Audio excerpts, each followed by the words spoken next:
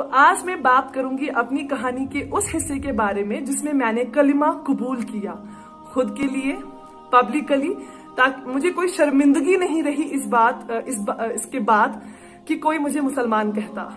तो मैंने आपको जैसे कि पिछली वीडियोस में बताया है कि मैं 90% तो तैयार थी, कि जानती थी कि खुदा एक है, उसके साथ किसी को खड़ा नहीं करना है, किसी की इबादत नहीं करनी है। लेकिन 10% दिल बहुत घबराता था, परेशान था कि क्या मुझे इस्लाम कबूल करना चाहिए, कहीं ये मेरी गलती ना हो। तो जैसे कि मैंने आपको बताया, मैं अपनी सहेली के साथ रहती थी। जब मैंने पढ़ाई स्टार्ट की है, स्टार्टिंग के डेज में मैं उनके साथ रहती थी और उन्हीं के घर में मैंने पढ़ाई भी की। लेकिन अब जो तारीख मैं आपको बताऊंगी, 9 जनवरी 2012, इस तारीख पे मैं एक अलग जगह पे रहती थी, जिसका जो एक अलग इलाके में था, जगह पे था। तो वहां पे मैं अकेली उस कमरे में रहती थी, अपनी सहेली से अलग।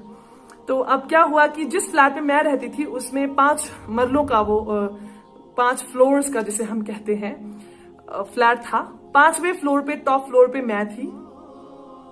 आस पड़ोस में थे बहुत सारे, लेकिन मतलब 5वें फ्लोर पे मेरा कमरा था, माशाल्लाह।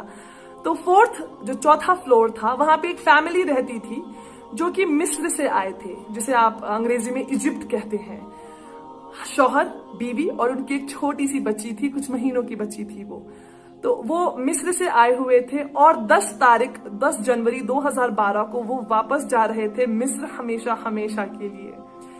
तो मैंने कभी उनसे पर्सनली कभी बात नहीं की थी, सिर्फ सुना मैंने ओनर से कि वो मिस्र से जो फैमिली थी वो वापस जा रही हैं, कल सुबह फजर से पहले पहले वो यहाँ से निकल जाएंगे एयरपोर्ट के लिए। तो मुझे लगा शायद मुझे उन्हें अल्लाह हाफिज, बाय, टाटा, सलाम जो हम करते हैं मुझे करना चाहिए, क्योंकि दूसरे मुल्क के लोग हैं, अब वापस अपने वतन जा रहे हैं, न जाने कभी मुलाकात होगी कि नहीं।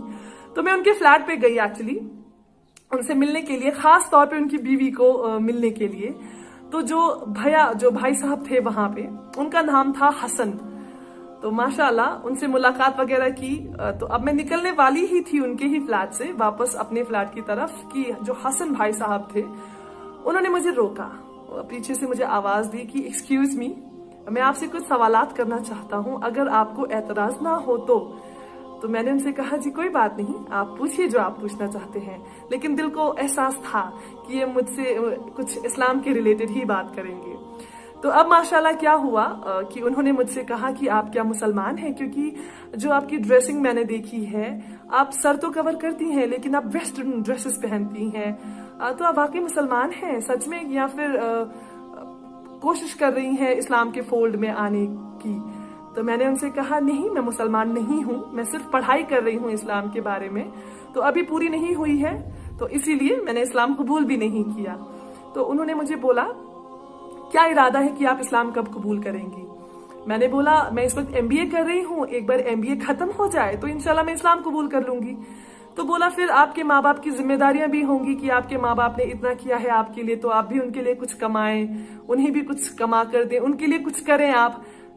मैं चुप हो गई। उन्होंने बोला फिर कल को माँ बाप प्रेशर करेंगे शादी के लिए किसी से, उनकी पसंद का लड़का या आपकी ही पसंद का हो, तो कल उन्हीं के मजहब में आपको शादी भी करनी पड़ेगी, क्योंकि सोशल प्रेशर, इमोशनल जो प्रेशर होता है पेरेंट्स और बच्चों के बीच में, वो ज्यादा प्रॉब्लम क्रिएट करता है। तो उन्होंने बोला फिर आपको शादी भी वहीं करनी पड़ेगी। तो मैं बिल्कुल ही चुप हो गई, मेरे पास कोई जवाब ही नहीं था उन्हें देने के लिए। तो उन्होंने बोला आपने शैतान के बारे में पढ़ा है। मैंने कहा जी नहीं। बोला आप जानती हैं शैतान खुला दुश्मन है हम ईमान वालों का, आपको पता है कि जितने कदम आप खुदा की तरफ बढ़ाएंगी वो उतनी ही तेजी से आपको रोकने के लिए आएगा।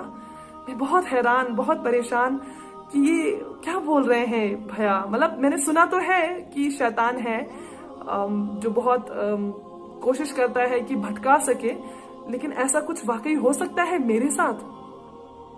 तो उन्होंने बोला हो सकता है ये शैतान के वसवसे हों आपके दिमाग में जो डाल रहा है कि आप आज नहीं कल करें, कल नहीं परसों करें, परसों नहीं 1 महीने बाद करें, तो हो सकता है ये शैतान का वसवसा हो आपके लिए। मैं चुप, मैंने कुछ खास उन्हें जवाब नहीं दिया, क्योंकि जवाब मेरे पास था नहीं, क्योंकि हो सकता था, ये हो सकता था, प्रोबेबली था भी शायद यही। तो उन्होंने मुझे कहा क्या आप अब इसी वक्त कबूल करना चाहेंगी इस्लाम, क्या आप कलमा पढ़ना चाहेंगी। न जाने कहां से वो हिम्मत आई, अल्लाह की रहमत से मैंने उन्हें कह दिया जी हाँ मुझे इस्लाम कबूल करना है और अभी करना है। तो उन्होंने मुझे कलिमा पढ़ाया, ला इलाहा इल्लल्लाह मुहम्मदुर रसूलुल्लाह सल्लल्लाहु अलैहि वसल्लम, इब्न जिसे हम दूसरा कलमा कहते हैं, अशहदु अल्ला इलाहा इल्लल्लाह व अशहदु अन्ना मुहम्मदन अब्दुहु व रसूलुहु सल्लल्लाहु अलैहि वसल्लम मुझे पढ़ाया, और अंग्रेजी का जो ट्रांसलेशन जो उसका माना था वो भी मुझे समझाया। उसके बाद मुझे नहीं पता मुझे क्या हुआ है कि मेरी पूरी बॉडी कांपना शुरू हो गई है। आप जैसे हम बहुत कमजोर जब हो जाते हैं, आपने बूढ़ों का हाथ देखा है, बूढ़ों का हाथ जिस तरह कांपता है वो एक जगह टिकता नहीं है, कुछ उसी तरह मैं सर से पांव तक कांप रही थी। एक एक रोंगटा जो आपके बदन पे बाल होते हैं जिसे रोंगटे कहते हैं, हम रोंगटे खड़े हो गए थे। मेरे छोटे छोटे बाल जो हमारे हाथों पे पैरों पे होते हैं वो बाल मेरे खड़े हो गए थे। इतनी शिवरिंग, इतना कांप रही थी मैं। डर नहीं था, कुछ गलत नहीं किया था मैंने, न जाने क्या बदलाव आ रहा था मेरे अंदर, लेकिन इतने बुरे तरह से कांप रही थी कि अपने पैरों पे मैं खड़ी नहीं हो सकी। उसके बाद मैं गिर गई, एकदम से बैठी, मतलब मैं। तो जो हसन भाई साहब की जो बीवी थी वो भाग कर आई, उन्होंने मुझे गले लगाया, गले लगाकर उन्हें मुझे बहुत ज्यादा मुबारकबाद दी कि माशाल्लाह बहुत बहुत मुबारक हो, इंशाल्लाह इंशाल्लाह इंशाल्लाह जन्नत का रास्ता आपके लिए इंशाल्लाह खुलेगा, और आपने इस्लाम कबूल किया है, माशाल्लाह आपने एक खुदा को पहचाना है, आपको बहुत बहुत मुबारक। मैं इतनी खुश थी, बहुत माशाल्लाह खुश थी, लेकिन कांप क्यों रही थी मुझे आज तक समझ नहीं आया कि मैं कांप क्यों रही थी।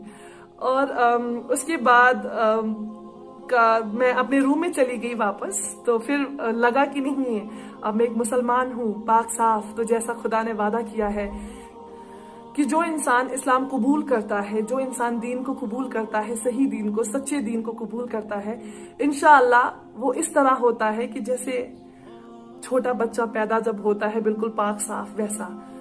बहुत खुश थी कि मैंने जो आज तक गलतियां की हैं सब माफ, माशाल्लाह सब माफ। आप जरा सोचें कि आपको अल्लाह ताला बोले कि आपने जो भी गलती की है सब आपको माफ, माशाल्लाह कैसा महसूस होगा। तो मुझे इस वक्त भी बहुत मुस्कुराहट और बहुत हंसी आ रही है, बहुत प्यार आ रहा है अपने रब पे कि माशाल्लाह, कहाँ मैं एक 24-25 साल की जवान लड़की, गुनाहगार लड़की, कहाँ मैं एक नया मुसलमान, बिल्कुल मुझे नया बच्चे जैसा बना दिया उस अल्लाह ने, उस रब ने, उस जात ने। बहुत खुशी। उसके बाद मैंने नमाज अदा की, जो कि मुझे पूरी नहीं आती थी, आधी अधूरी जैसी भी आती थी, मैंने किया, नमाज अदा किया, अल्लाह को शुक्र किया कि अल्हम्दुलिल्लाह अल्लाह ताला ने मुझे आखिरकार अपना बंदा, नेक बंदा, अपना जानने वाला मुझे बना लिया है, माशाल्लाह।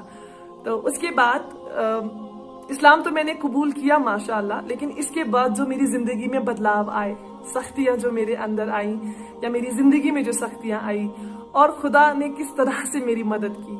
मेरी फैमिली, जो मेरे माँ बाप, भाई बहन, मेरे अपने रिश्तेदार और बचपन के दोस्त हैं, वो मेरे साथ हैं या मुझसे दूर हैं। बहुत सारी ऐसी कड़ियां हैं जो आप सबको बतानी है। तो ऐसा कोई शख्स हो जो आपके आसपास हो, जो इस्लाम पसंद करता हो, जो इस्लाम जानता हो, समझता हो, लेकिन दुनिया के डर से, रिश्तेदारों के डर से, किसी के डर से कबूल करने में हिचकिचा रहा हो, तो मेरी कहानी आप वहां तक भेजें, उन तक पहुंचाएं। इस्लाम बहुत खूबसूरत रास्ता है, बहुत पाक साफ रास्ता है, बहुत सुकून भरा रास्ता है। सख्तियां भी आती हैं तो माशाल्लाह इतनी सुकून के साथ आती हैं कि सख्तियां भी सख्तियां नहीं लगती। ये मैंने आजमाया है, ये मेरी जिंदगी ने अब तक जो एक्सपीरियंस किया है, जो मैंने जाना है, मैंने यही जाना है कि अगर मुश्किलात भी आई हैं माशाल्लाह, तो बहुत सुकून रहा है जिंदगी में। क्यों? क्योंकि मेरा यकीन सिर्फ उस अल्लाह पे था जो एक जात है। तो अगर ऐसा कोई भी हो आपके आसपास, प्लीज उन्हें मेरी कहानी सुनाएं, मेरी वीडियोस आप शेयर करें आसपास के लोगों के साथ, कि किसी ऐसे इंसान के पास पहुंच जाए जो इंसान ऐसी सिचुएशन में हो, जो बहुत कंफ्यूज्ड हो, जो जद्दोजहद में हो कि इस्लाम कबूल करूं कि ना करूं। जुड़े रहिए मेरे साथ, आप इंतजार कीजिए मेरी अगली वीडियो का, जहां पे मैं आपको बहुत सारी बातें आपके साथ शेयर करूंगी, अलग अलग टॉपिक्स पे भी बात करूंगी इंशाल्लाह। वीडियो के नीचे सब्सक्राइब के बटन पे क्लिक करें, बेल के आइकॉन पे क्लिक कीजिए ताकि हर नई वीडियो की नोटिफिकेशन